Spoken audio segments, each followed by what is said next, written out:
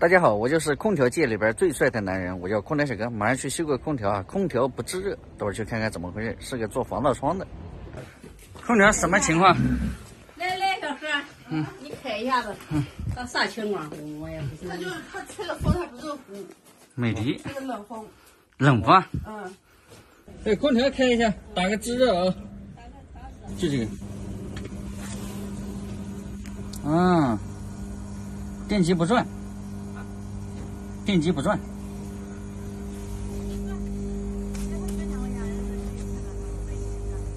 管的是电机不转，开了，压缩机都转了，就你这个外机的这个风扇不转，风扇不转，风扇不转，那是马上要处理一下，看看能不能够。看一下是电机坏掉还是是坏掉？电机不转，好，拔电吧，拔个电，没卡住，确定一下，拔掉吧，把电拔掉。这空调什么，就是小问题就修，大问题就不修了是吧？大问题就不修。这房东的？对，不是你自己的？不是你是处理方。行，那我先检查一下啊。现在由我们周师傅上场，是吧？这是个大问题，大问题，小问题我都不出手。讲一讲，十有八九芯片有问题。又是芯片啊，懂了。最近老换芯片，换的没啥意思。你讲这话就不对，要非常有意义，知道吗？先看看啥情况吧。电机不转。这老空调还100万呢。电机不转。搞个芯片来。风扇芯片啊。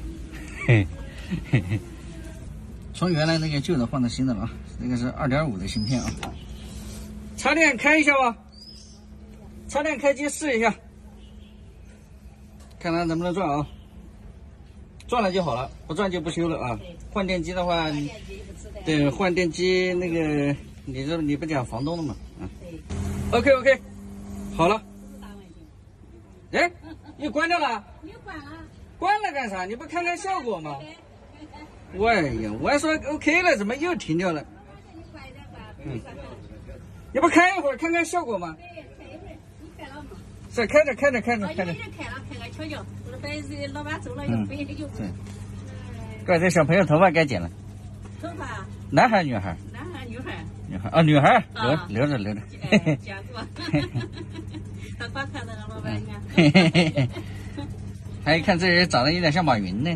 对，像马云。你看那老板啊。马老板。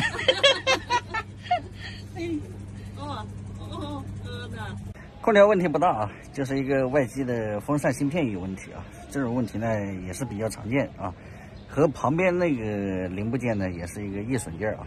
在夏天和冬天的时候，这两个都容易出现。这种现象啊也是非常常见啊。就这个问题啊，转挺好，看看效果。这空调年数多了，看效果都不用摸别的地方，摸这个地方就行，铜管都裸露出来了，效果还可以，效果来了嘛。